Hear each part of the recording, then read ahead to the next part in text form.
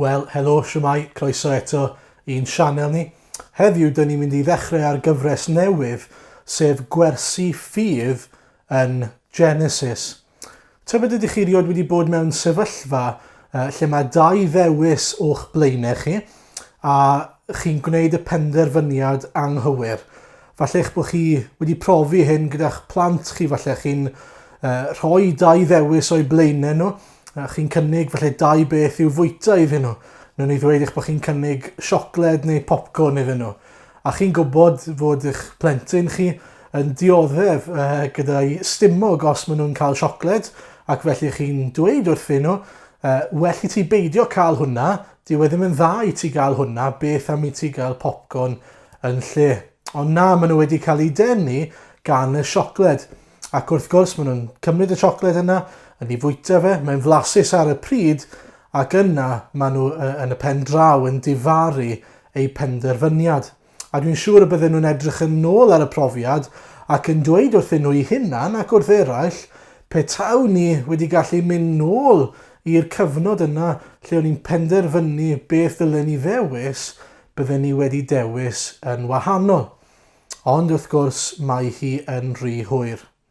Wel, heddiw, dyn ni'n mynd i edrych ar hanes yn Genesis ar dewis gweitha wneithpwyd gan unrhyw un erioed mewn hanes.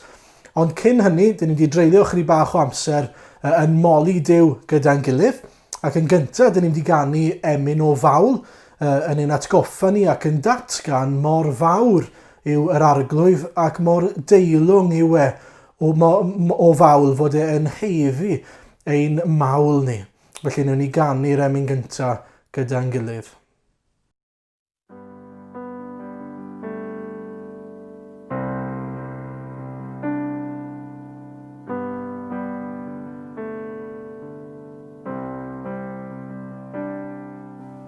Mawr yw yr arglwydd a theilwng o fawl,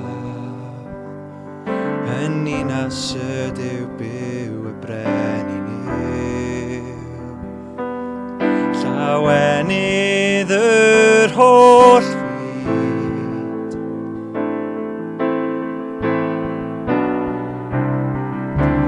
mawr yw yr arglwydd sy'n ein harwain i'r gad. O'r gelyn fe gawsom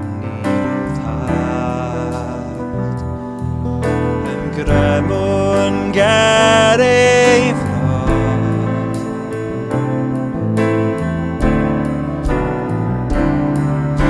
ac arglwydd yw dyrchafwn denu, ac arglwydd yw diolchwn am y gariad sy'n ein lloni, ac arglwydd yw fe gredwn yn o ti. Ti yw'r un a'n yw'r tragwyddol, ti yw'r un a'n cadol ni.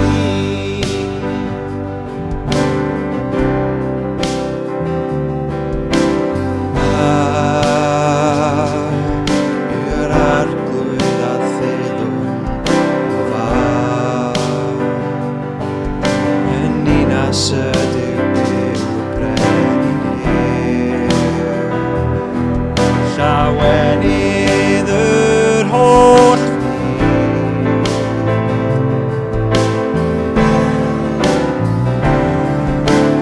mawr yw yr arglwydd sy'n ein harwain i'r gad. O'r gelyn fe gawsom ni'r ddad, ymgrymwn ger ei ffrog,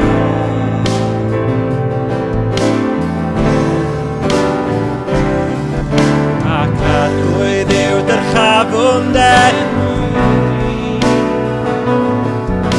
ac arglwydd yw diolchwn am y cariad sy'n ein lloni, ac arglwydd yw fe gredwn yn o ti. Ti yw'n Duw a'n yw'r tragwyddo, ti yw'r un a'n cadol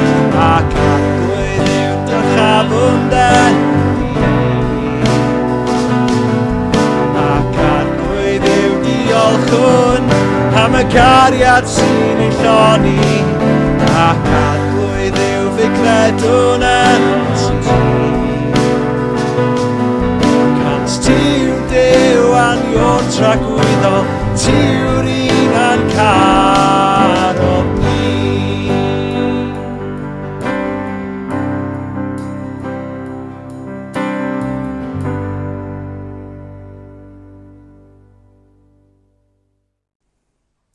Wel, y mis yma, i ni wedi penderfynu fel eglwys ein bod ni'n mynd i hybu chi ac eich annog chi i gyfrannu at waith y BMS, gwaith cenhadol y bedyddwyr.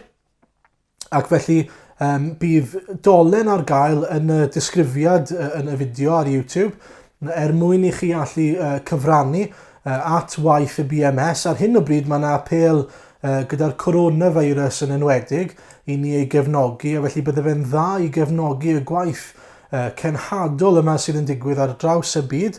Mae yna sawl apel arall yn digwydd hefyd ar yr un pryd. Ond dwi am ein annog ni y mis yma te os allwch chi i roi arian, ond hefyd i weddio, i roi amser i weddio dros genhadaeth a dros ein cenhadaeth ni, ac hefyd cenhadaeth y bedyddwyr unrhyw genhadaeth arall i chi'n gyfarwydd ag ac yn benodol i dreulio amser yn gweddio a bydd yr arglwydd yn defnyddio ac yn bendiffio ac yn achub eneidiau ac yn ein caniatau ni hefyd i wneud yr hyn sydd yn iawn i wneud yr hyn mae e'n dymuno i ni wneud yn ein cymdeithas ni, yn ein gwlad ni, yn ein byd ni. Felly edrychwch ar y wefan, edrychwch ar y ddolen i wybod rhagor os gwelwch yn dda. Wel, nesa, i ni'n mynd i dreulio ychydig o amser mewn gweddi gyda'n gilydd. Felly, newn ni weddio.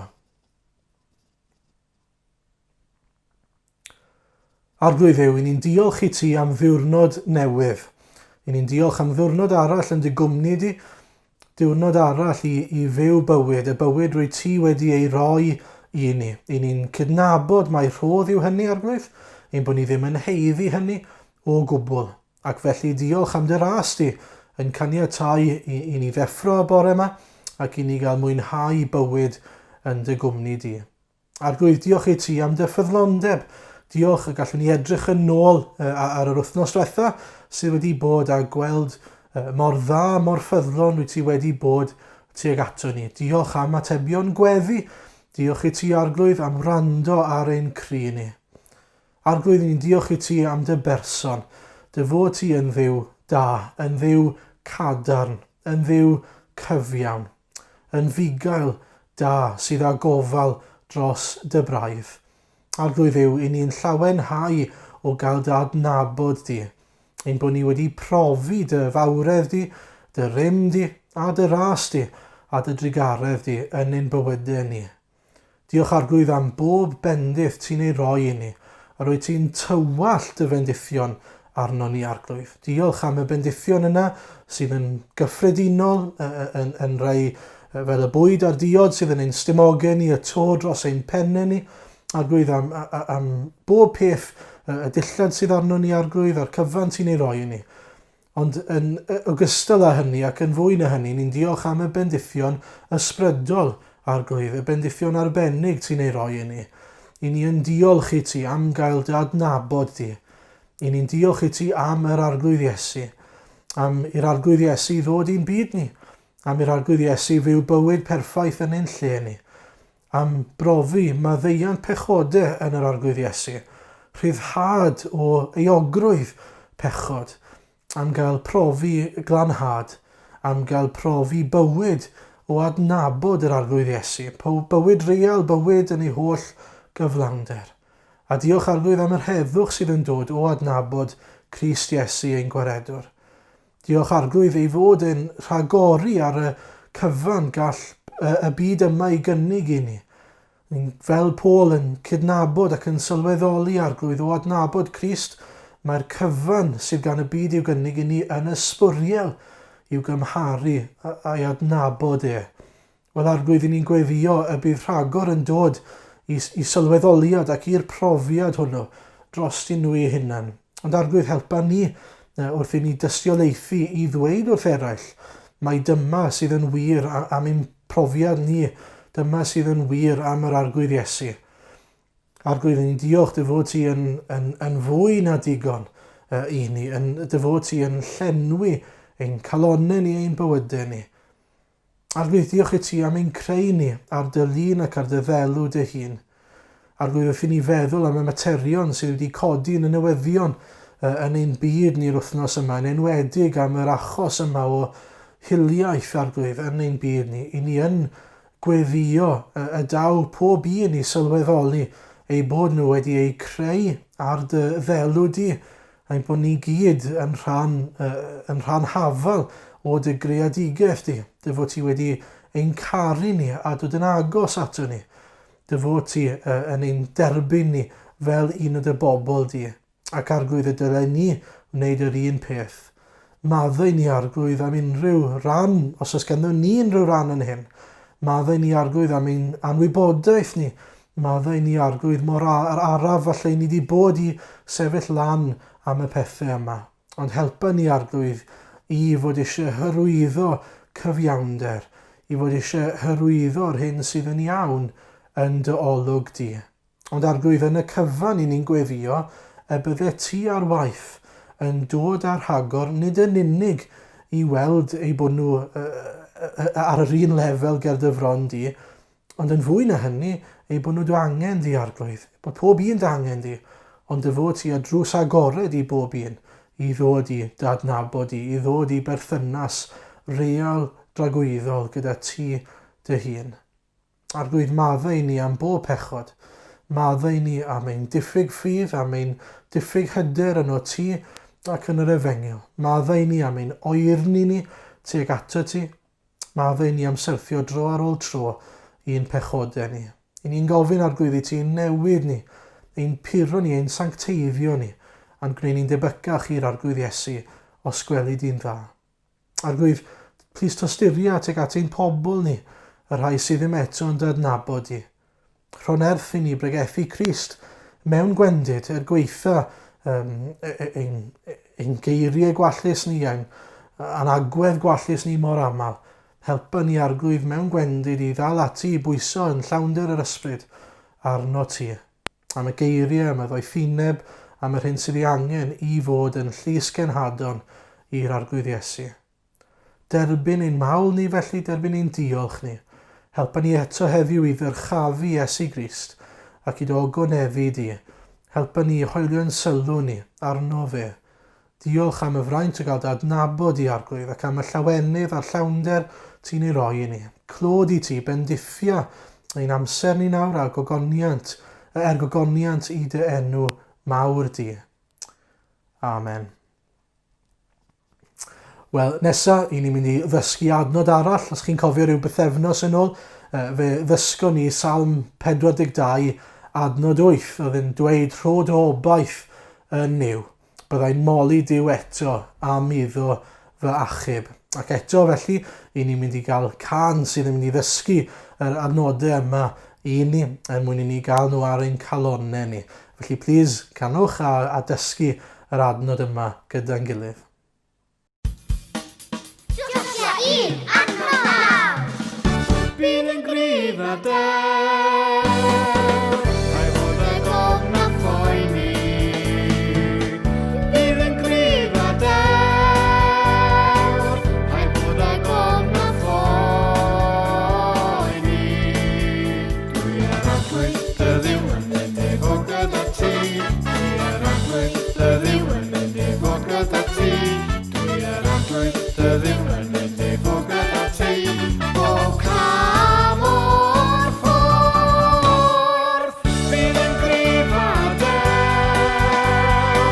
rhaid fod y gofn a phoeni. Bydd yn gryf a dew, rhaid fod y gofn a phoeni. Dwi ar arglwydd dy Dduw yn mynd i fod gyda ti. Dwi ar arglwydd dy Dduw yn mynd i fod gyda ti. Dwi ar arglwydd dy Dduw yn mynd i fod gyda ti. O ca mor ffordd, bydd yn gryf a dew, bydd yn gryf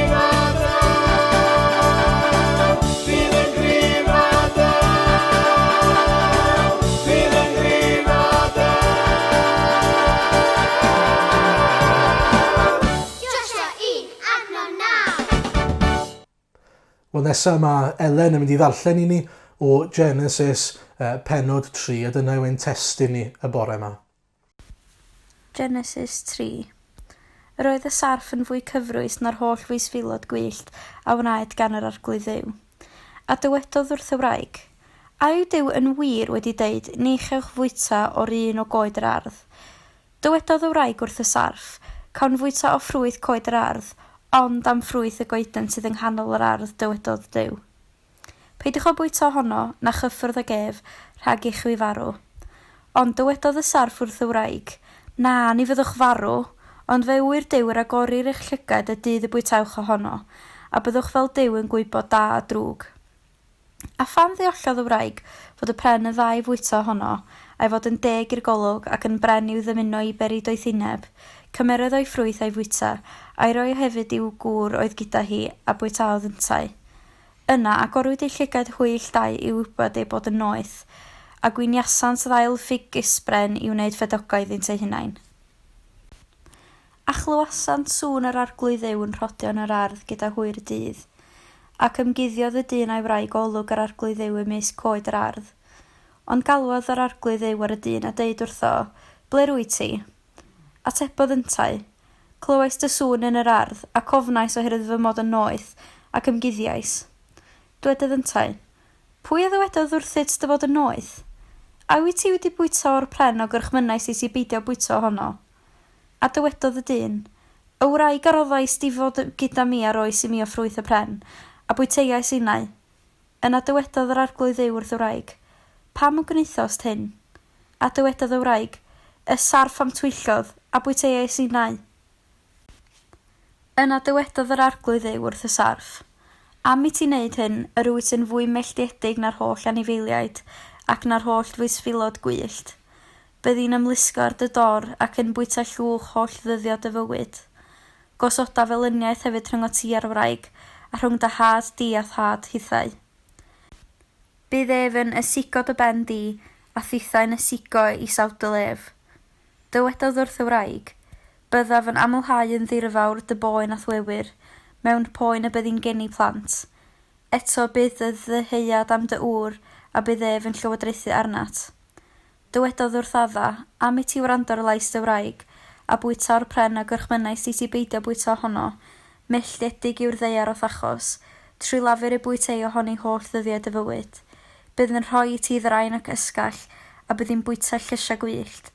Trwy chwys dy wyneb y bydd hi'n bwyta bara, hyd o'n i ddychwelu i'r pridd. Oherwydd ohono wrth gymerwyd, llwch wyt ti ac i'r llwch y dychwelu. Rhoddodd y dyn i wraig ar enw Efa, a mae hi oedd mam pob un byw. A gwnaeth yr arglwydd Dduw beisiau crwyn i adda a'i wraig a'i gwisgo amdanynt. Yna dywedodd yr arglwydd Dduw, edrychwch, y mae'r dyn fel un ohonom ni yn gwybod da a drwg. Yn nawr, rhaid iddo beidio ag estyn i law chymryd hefyd o bren y bywyd, a bwyta a byw hyd byth.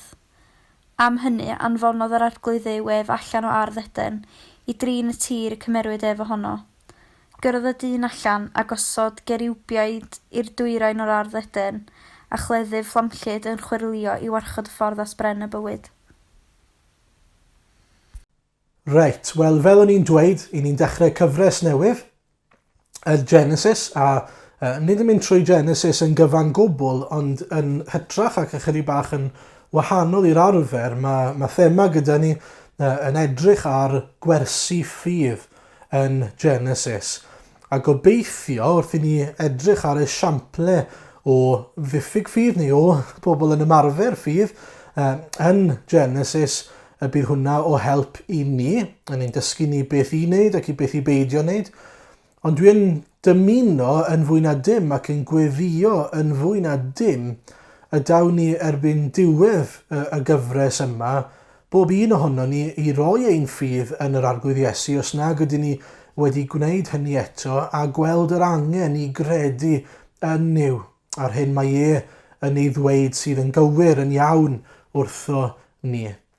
Felly, ychydig bach o gefndir i ddechrau te am Genesis. Genesis, os nag ych chi'n gwybod, yw'r llyfr cyntaf yn y Beibl, a mae'n rhan o'r Pentateuch, sef yr 5 llyfr cyntaf yn y Beibl sydd wedi cael ei ysgrifennu gan Moses. A mae'r llyfr yma yn farddoniaeth ac yn hanes ac yn bob math o ysgrifennu gwahanol neu o ddullio ysgrifennu gwahanol sydd yn dangos lot i ni ynglyn â Duw, pwy yw Duw, pwy ydy ni, sut dyn ni wedi dod i fodolaeth ac i pa bwrpas dyn ni wedi cael ein creu. A mae'r atebion yna i gyd, wrth gwrs, yn hanfodol, yn essential i ni. A mae rhaid i ni ei derbyn nhw, ei credu nhw, mwyn dod i ddeall yr efengyl. A falle rhai pethau ni'n dysgu am dduw yn benodol yn Genesis yw i fod yn dduw byw ac yn dduw agos at ei greadigaeth. O'r dechrau o addag Efa yn yr ardd, a drwy Genesis gyfan, i ni'n gweld fod Duw yn dod yn agos at ei bobl. Ei fod e'n fyw, ei fod e'n ymwneud â'i bobl. Mae e'n cerdded yn yr ardd gyda Adda ac Efa. Mae e'n amlygu hunan i Moses. Mae e'n amlygu hunan i Abraham. Mae e'n amlygu hunan i pwy bynnag mae e'n dymuno amlygu hunan. A i ni'n gweld yn enwedig, felly o Adda ac Efa i Cain ac Abel, Noa, Abraham a'r gweddill byddwn ni'n gweld, fod yn dduw sydd yn amlygu i hunan. Dyw e ddim yn un sydd yn cuddio oddi wrtho ni, mae e'n dymuno i ni ei adnabod i ni ei weld a'i brofi fe fel Duw byw. A mae hynny'n bwysig iawn bod ni'n sylweddoli fod Duw am ein adnabod ni. Ond heddiw, dyn ni'n mynd i ganolbwyntio mwy ar y berthynas yma'n benodol rhwng Duw ac Adda ac Efa. A y dor perthynas yma mewn gwirionedd, sut ath pethau yn anghywir yn y berthynas yma. Ac wrth gwrs, os mae pethau wedi mynd yn anghywir, mae rhaid bod pethau yn iawn ar y dechrau. A dyna ni'n ei weld yn Genesis, fod Duw yn creu y byd ac yn rhan o'i greadigaeth. Mae gyda ni Adda ac Efa sydd yn ddyn ac yn ddynes.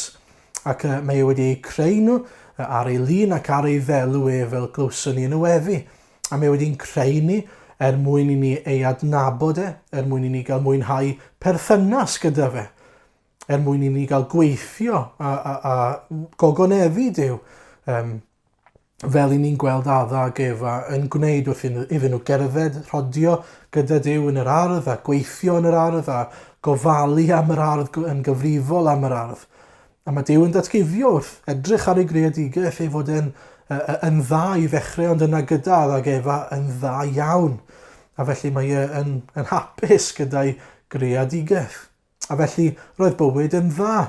Roedden nhw'n cael mwynhau bod gyda Duw, mwynhau y greadigaeth, ac yn bwysig iawn, roedden nhw heb gywilydd yn noeth, yn mwynhau bywyd ym mhresenoldeb Duw, ddim yn ymwybodol o'i hunan fel petai, ac yn sicr heb effaith drygioni ar eu bywydau nhw. Ond, mwyn iddyn nhw fod yn bobl ac ewyllus rhydd, mae Duw yn rhoi un cyfyngiad iddyn nhw, un dewis iddyn nhw. A'r dewis yma yw, mewn gwirionedd, neu'r cyfyngiad yma yw, fod yna un goeden yn yr ardd.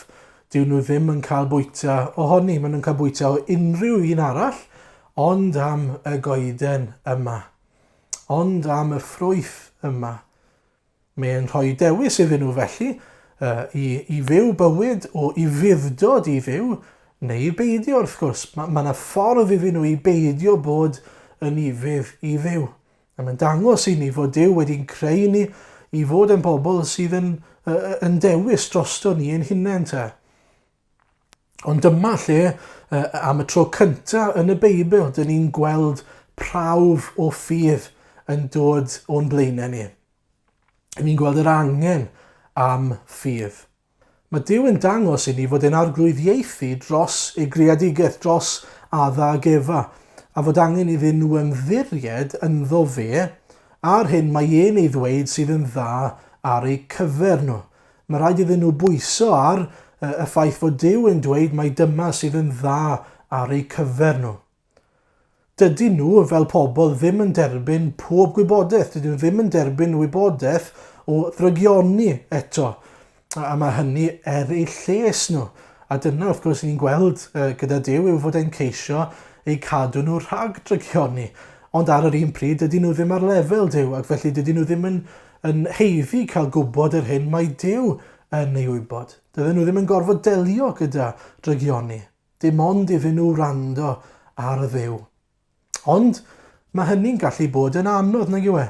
Mae'n anodd i ni dderbyn weithiau fod na un sydd yn gwybod mwy na ni, sydd yn gwybod yn well na ni.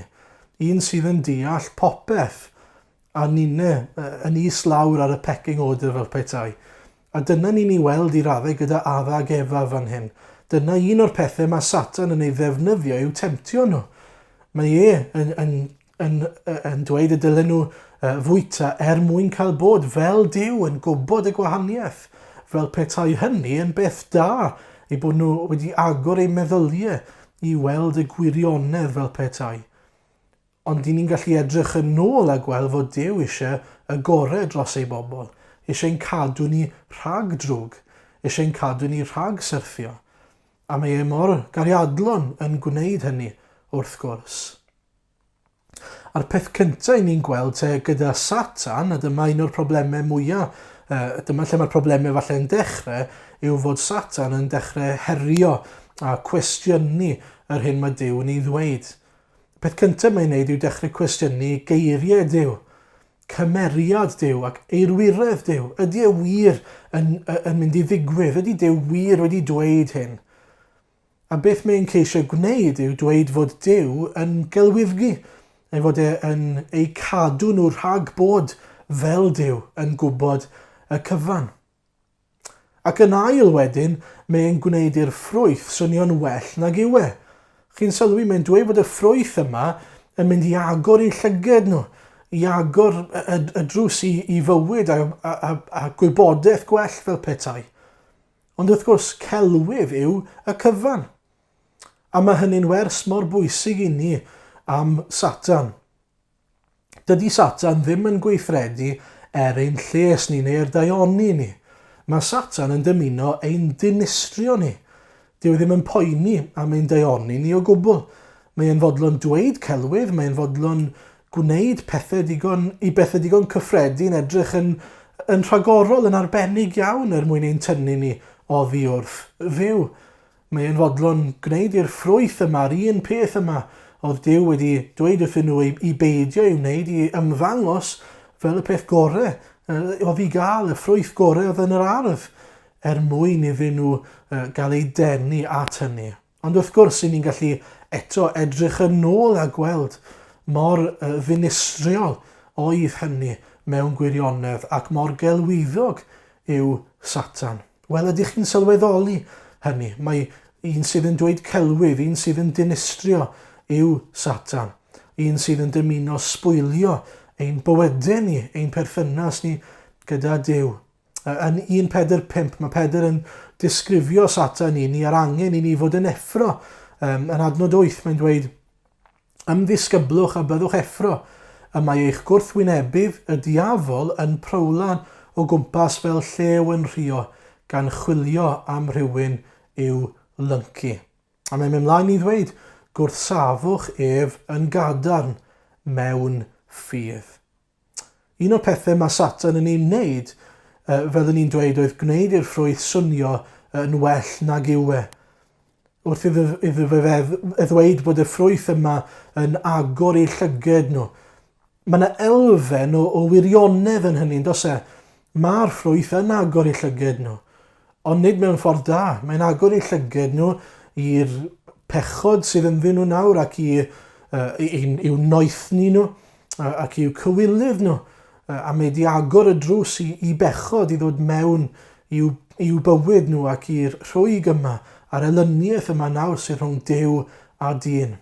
A felly ni'n gweld eto yn aml mae Satan yn gwneud i rhywbeth swnio fel peth da y bydde fe'n agor ein llyged ni, ond mewn gwirionedd peth drwg yw hynny. Felly, mae yna un sydd yn ceisio tynnu ein sylw ni oddi ar Dduw, yn ceisio dinistrio ein perthynas ni gyda Duw. Mae Satan am iddyn nhw flasu y ffrwyth yma. Mae am iddyn nhw weld fod Duw, yn ei dibet yn gelwyddog.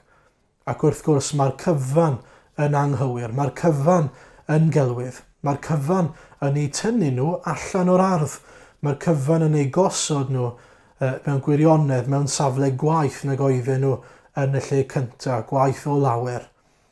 A dyna oedd Duw wedi rhybuddio nhw ohono fe, ynddo fe? Peidiwch â bwyta'r ffrwyth neu byddwch chi yn waith off, byddwch chi'n marw. A felly gwraidd pechod addag Efa oedd eu hunanoldeb eu hunan a'r ffaith eu bod nhw wedi ymddiried yn Satan yn hytrach nag yn Nuw. Eu bod nhw eisiau y pleser temhorol yma dros yr hyn oedd yr arglwydd yn ei gynnig ac yn ei roi iddyn nhw. A gallen nhw wedi ymddiried yn Nuw wrth gwrs, gallen nhw fod wedi dewis plygu i'r arglwydd, plygu i'r hyn mae e'n ei ddweud wrthyn nhw sydd yn dda ar eu cyfer nhw. A meddyliwch am hynny am eiliad, pam gwrando ar Satan yn hytrach na gwrando ar Dduw? Maen nhw'n adnabod Duw fel creawdwr a chynhaliwr ac arglwydd. Maen nhw wedi rhodio yn yr ardd gyda fe. Ac eto maen nhw'n gwrando dewis gwrando ar Satan. Wel, pam bydden nhw'n dewis gwrando ar un heb awdurdod, heb hygrededd, un sydd ddim wedi ei creu nhw a'i cynnal nhw, ond ar Satan. Wel, yr unig reswm allai I feddwl amdano yw oherwydd fod gwrando ar Satan yn rhoi hawl iddyn nhw fel petai neu'n caniatau iddyn nhw I wneud beth ydyn nhw moyn mewn gwirionedd. Tybed ydych chi wedi bod mewn sefyllfa neu wedi adnabod rhywun, pan eich chi eich hunan neu rhywun arall, wedi dod ato chi a maen nhw wedi penderfynu falle bod nhw'n mynd I wneud rhywbeth arbennig, falle bod nhw wedi penderfynu bod nhw'n mynd I neidio mas o awyren. Ond dyn nhw ddim eisiau gwneud hynny heb fod rhywun arall yn cytuno gyda nhw fod e'n syniad da. A felly maen nhw'n gofyn, falle, dychmygwch mai fi yw e bod fi'n penderfynu dwi am neidio allan o awyren. Felly dwi'n mynd at fy ngwraig Elain ac yn dweud, fi'n mynd I neidio allan o awyren. Ac wrth gwrs mae hi'n ymateb a dweud, paid â bod yn sili a gwneud rhywbeth fel yna. Ti ddim yn mynd I wneud rhywbeth mor ddola hynny. Ac yna byddwn ni'n ugnau gallu derbyn hynny, neu dychmygwch petawn ni wedyn yn mynd ac yn gofyn falle I fy rhieni. Ac wrth gwrs byddwn ni'n tybio bod nhw'n dweud yr un peth, paid â bod yn sili. Ond dychmygwch petawn ni'n cario ymlaen I fynd o gwmpas fy nheulu, fy ffrindiau, jyst mwyn ffindio'r un person yna fydde'n rhoi caniatad I fi fel petai, mwyn I fi allu troi rownd a dweud, wel, maen nhw'n cytuno gyda fi bod e'n syniad da, felly mae rai fod e'n syniad da. Wel, I raddau, dyna mae addag Efa ni'n neud. A dyw e ddim yn ei hesgusodi nhw o gwbl wrth gwrs. Maen nhw'n gorfod bod yn atebol I fyw, oherwydd does dim awdurdod gan Satan drosti nhw, does dim hawl gan Satan, dyw e ddim yn ei gorfodi nhw, mae e wedi ei temtio nhw, ond maen nhw hefyd yn y bôn yn gwybod yn well.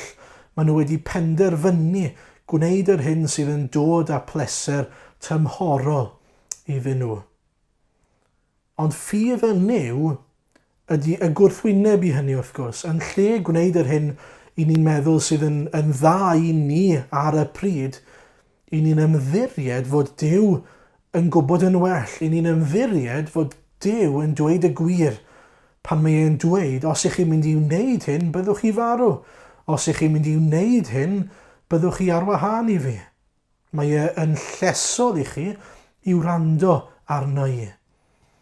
Ydyn ni'n fodlon derbyn, ydyn ni'n fodlon plygu a credu, gair Duw, credu fod e'n gwybod yn well na ni, fod ei ffyrdd yn uwch na'n ffyrdd ni, a'i feddyliau yn uwch na'n meddyliau ni. Dyna yw ein bod ni'n rhoi ein ffydd yn Nuw, yn ymddiried I fod e'n gwybod yn well na ni. A reality yw, mor aml mae pechod yn edrych yn ddeniadol. Mae pechod yn edrych yn dda ar y pryd. Ond wrth gwrs, mae Duw yn gwybod ar ôl blasu ar y tro cyntaf fod y cwbl yn dod a niwed ac yn dinistrio yn y pen draw. Ystyriwch oedd Efa wedi bwyta'r afal a wedi pasio fe mlaen I adda. Mae hwnna'n dweud wrthyn ni nag yw e, os bydde fe ddim yn neis, bydde wedi poerio fe mas a bydde fe yn sicr ddim wedi bita fe I hunan. Ond oedd yr afal yn neis, oedd e'n bleserus i fwyta. O'n nhw'n meddwl fod e'n gret ar y pryd. Oedd e'n ddeniadol. Ond wrth gwrs, yn y pen draw, wrth edrych yn ôl, o'n nhw'n gweld doedd y blasu tymhorol yna ddim werth o gwbl. A dyna ni'n profi gyda pechod cnawdol hefyd. Falle fod elfen o bleser ar y pryd. Ond mae'n agor y drws i'n bod ni'n niweidio Duw, ein bod ni'n niweidio ein gilydd ac ein bod ni'n niweidio eraill hefyd. A tybed ydych chi'n sylweddoli hynny, pan ni'n byw bywyd cnawdol, byw bywyd o bechod, mae e'n fywyd dinistriol, nid yn fywyd da, llesol ar ein cyfer ni ac ar gyfer pobl eraill, heb sôn am y ffaith fod e ddim yn gogoneddu Duw. Tybed yn ein bywydau ni te, a ydyn ni'n parhau i fyw bywyd fel Adda ac Efa? Ydyn ni'n dal i chwilio am bleserau bydol, pleserau tymhorol? Neu ydyn ni'n ceisio Duw yn ymddiried yn niw ac yn profi llawenydd parhaol, llawenydd sydd yn dod, llawenydd dofn a heddwch dofn sydd yn dod dim ond drwy wybod ein bod ni'n iawn gyda Duw. A dwi'n orffen heddi te gyda rhai anogaethau ni o'r hanes yma. Yn gyntaf, un o'r pethau sy'n amlwg iawn yn yr hanes yw fod Adda ac Efa yn gwybod yn iawn beth oedd rheolau Duw. Maen nhw'n glir iawn iddyn nhw, a maen nhw'n gwybod beth oedd calon Duw tuag atyn nhw. O'n nhw'n gwybod fod Duw yn eu caru nhw, o'n nhw'n gwybod fod e'n ymddiried ei greadigaeth iddyn nhw, roedd e'n agos atyn nhw. A dyna dwi'n credu un o'r rhesymau pan maen nhw'n cuddio ddi wrtho fe, am ei bod nhw'n gwybod ei bod nhw wedi gadael Duw lawr. Pan mae'r plant yn gwneud rhywbeth drwg, yn aml iawn, maen nhw'n cuddio. Gwydwch bod nhw'n torri tegan, nawn nhw guddio'r tegan yna fel bod ni ddim yn ffindo fe. Nid oherwydd ei bod nhw ddim eisiau i'r tegan gael ei ddarganfod yn gymaint, ond dyn nhw ddim eisiau i'n siomi ni ei bod nhw wedi torri'r tegan yna. Mae'n siŵr bod chi wedi cael profiadau digon tebyg. Ond dyna sydd yn aml yn digwydd, yw ein bod ni yn cuddio oddi wrth Dduw, yn ceisio cuddio oddi wrth Dduw, am ein bod ni'n ymwybodol ein bod ni wedi gadael Duw i lawr. A cofiwch, gallwn ni ddim cuddio oddi wrth Dduw. Mae Duw yn ein gweld ni, a mae'n gweld ein calon ni, mae'n gweld ein pechod ni, mae'n gweld ein eogrwydd ni. Allwn ni ddim cuddio oddi wrtho fe. Yn ail, mae temtasiwn i ni i roi ein ffydd yn yr hyn sydd yn rhoi pleser i ni ar y pryd. Mae hwnna'n rhywbeth pwysig i ni gofio fel Cristnogion hyd yn oed. Mae'n bwysig yn bod ni'n adnabod ein hunain, yn adnabod ein natur ddynol ni. Ein bod ni wrth natur yn chwennych pleserau bydol. Ac felly y dylen ni fod yn effro, yn wyliadwrus, ein bod ni yn bobl sydd yn chwennych y pethau yma. A mae rhaid i ni atgoffa'n hunain o air Duw, a pan mae Duw yn dweud fod rhywbeth ddim yn llesol i ni, ein bod ni'n cofio hynny, ac ein bod ni yn ymarfer, felly ffydd yn yr arglwydd, ac yn dweud, wel arglwydd, os wyt ti'n dweud bod hyn ddim yn dda i ni, hyd yn oed os nag yn ni ddeall i ni ddim yn ei wneud gan wybod fod Duw yn ein cadw ni, yn ein amddiffyn i rhag drygioni.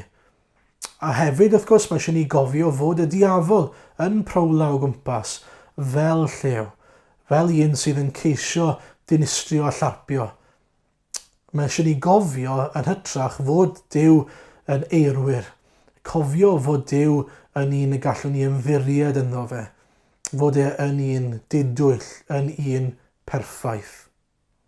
Ac yn ola, dwi'n mynd atgoffa ni o ras Duw yng nghanol diffyg ffydd a hunanoldeb Adda ac Efa. Yn yr hanes yma, ni'n gweld bod nhw wedi pechu, maen nhw'n ymwybodol o'i noethni nhw a maen nhw'n cuddio. Maen nhw'n rhedeg oddi wrth Dduw, maen nhw'n ceisio mynd allan o'i bresenoldeb. A gallai Duw fod wedi gadael nhw yn ei noethni nhw, neu gallai Duw fod wedi taro nhw lawr yn y fan ar lle oherwydd eu pechod nhw. Ond beth mae e'n ei wneud? Wel, yn gyntaf, yn rhyfeddol, mae e'n ei galw nhw. Mae'n ei galw nhw, mae'n gofyn, lle ydych chi? Lle ydych chi? Lle chi wedi mynd? Fe sydd yn ei chwilio nhw. Mae'n chwilio amdanyn nhw ac yn ei gorfodi nhw mewn gwirionedd i gyffesu eu pechod nhw. A falle fod hynny'n edrych fel peth bach i chi, ond nid peth bach yw e o gwbl. Oherwydd beth mae Duw yn ei wneud fyna yw mae'n ei gorfodi nhw i wynebu'r goblygiadau am eu pechod nhw. Mae'n ei gorfodi nhw, dyw e ddim yn cuddio pechod o dan y carpet fel petai, mae'n ei gorfodi nhw i fod yn atebol am yr hyn maen nhw wedi ei wneud. Rhywbeth bydd rhaid i bob un ohonon ni wneud ar ddydd y farn. Mae hefyd yn cyhoeddi barn ar y sarff ac ar adda ag Efa. Ond mae'n bwysig bod ni'n gweld bod yna fwy na hynny'n digwydd fan hyn. Oherwydd dyw e ddim just yn dymuno yn ei berffeithrwydd ac yn ei gyfiawnder ei bod nhw yn wynebu cosb. Mae hefyd yn gwneud hynny, mae'n ei taflu nhw allan o'r ardd fel petai mwyn gallu dod â nhw nôl i mewn. A hwnna sydd yn brydferth wrth gwrs, os edrychwn ni ar adnod 15 yn y darn, beth mae'n dweud wrthon ni yw y bydd had yn dod, had Efa, yn dod ac o'r had hwnnw o blentyn o ran o'i greadigaeth o'r bobl bechadurus yma, bydd yna un yn dod ac yn sathru pen y diafol. Un fydd yn dod ac yn chwalu gafael Satan a gafael pechod a gafael marwolaeth ar ei bobl ac yn ei rhyddhau nhw. A bydd Crist felly yn dod ac yn ein achub ni. A mae gyda ni'r addewid yma, bydd Duw yn darparu un fydd yn dod i ryddhau ac i achub ac i ddinistrio y gelyn, i gael gwared ar yr elyniaeth yma sydd rhwng dyn a Duw. A fe sydd yn gwneud y cyfan. A ni'n gweld gras Duw yn hynny, oherwydd dyw hadda ag Efa ddim wedi heiddi hynny o gwbl. Maen nhw wedi heiddi marwolaeth, wedi heiddi cael eu taflu allan o'r ardd. Ond mae Duw yn ei ras, yn ei taflu nhw allan o'r ardd, yn dangos eu cyflwr nhw iddyn nhw. Ond hefyd yn dangos y bydd e'n dod â un i'r byd, fydd yn agor y drws eto i gael dod yn ôl mewn i'r ardd berffaith yna gyda Duw, i'r nefoedd perffaith yna. Dim ond i ni roi ein ffydd ynddo fe, cydnabod ein pechod, a rhoi ein ffydd ynddo fe. Ac un peth arall i orffen hefyd sydd yn hyfryd iawn mae Duw yn ei wneud. Mae e'n gwisgo adda ag Efa. Maen nhw yn noeth, maen nhw'n gweld eu noethni nhw, maen nhw'n gweld eu cywilydd nhw, a mae e'n rhoi dillad iddyn nhw i'w wisgo. A dwi jyst yn meddwl fod hwnna'n fendigedig y ffordd mae'r arglwydd yn cuddio eu noethni nhw. Eto, gras Duw yn dangos i ni ei fod ddim yn dymuno iddyn nhw aros yn eu cywilydd nhw. Wel, mae'r un gwahoddiad yn cael ei ymestyn i chi. Dyw'r arglwydd ddim yn dymuno i chi aros yng nghywilydd eich pechod chi. Aros yn euogrwydd eich noethni chi. Mae'n dymuno i chi gael eich glanhau. Mae'n dymuno i chi gael eich maddau, i chi gael ei adnabod Mae'n dymuno i chi brofi bywyd tragwyddol yn ei gwmni fe. Ac yn y pen draw, yn yr Eden yna, bydd e'n ei adnewyddu, fel i ni darllen ar ddiwedd datguddiad, ac y byddwn ni gyda fe mewn lle perffaith am dragwyddoldeb. Ac felly, mae Duw yn rhoi cynnig rhyfeddol i ni. Cynnig bendigedig i rhai sydd yn fodlon cydnabod eu pechod, plygu glin, a rhoi ei ffydd yn yr arglwydd Iesu. Wel, gai ofyn i chi te, ydych chi wedi ymddiried ynddo fe?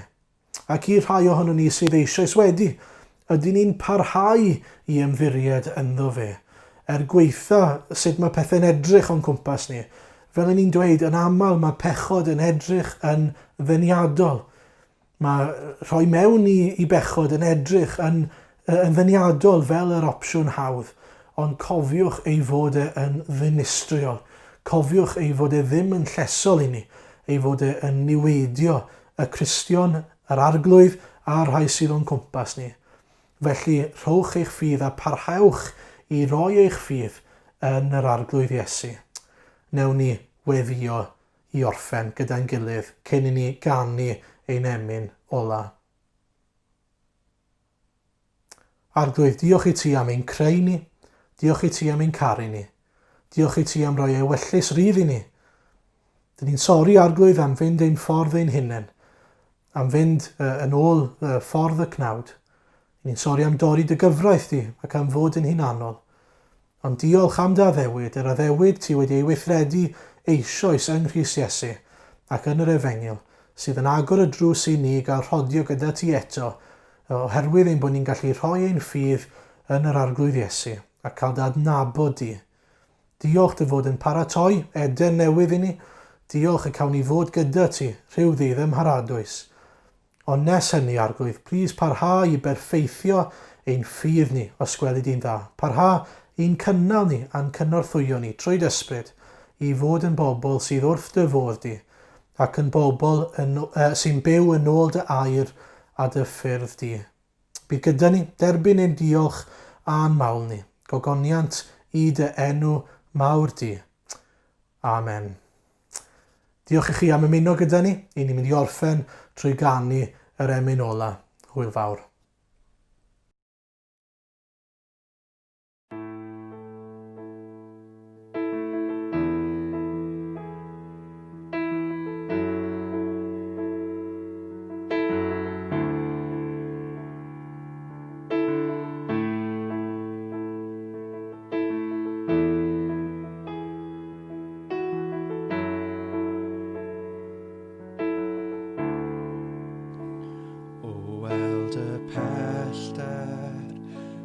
Rhyng o mi'n waith a'r copa uchel am trechoddi yn fy anobaith aeth cri'r nefoedd a thenwi di i mewn i'r nos a drwy'r tywyllwch ath gariad ffyddlon trwy gwyd cysgodion fe naid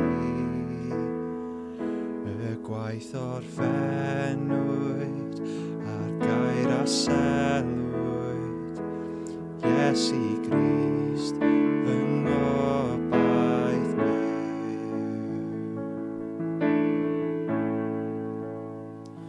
Pwy all ddychmygu ei fawr dosturi pa galon blymia ddymderoedd gras a diwyr oesoedd yn dod o nefoedd i gludo gwarth fy mhechodi.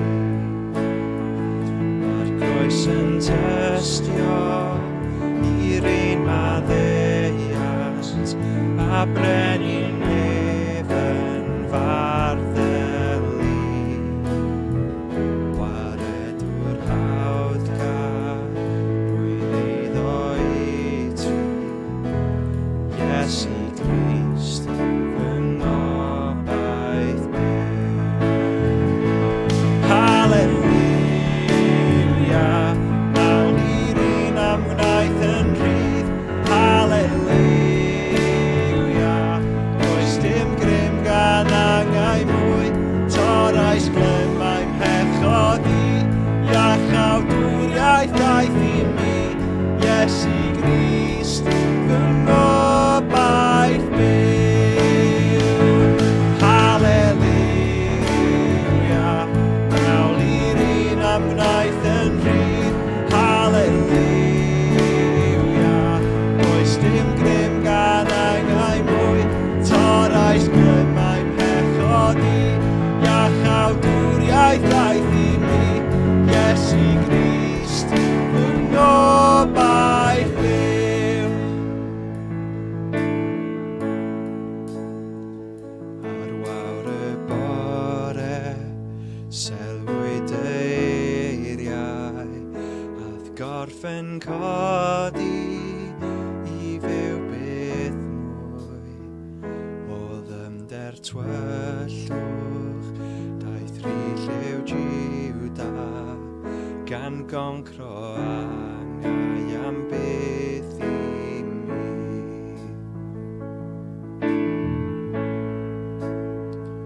Ar wawr y bore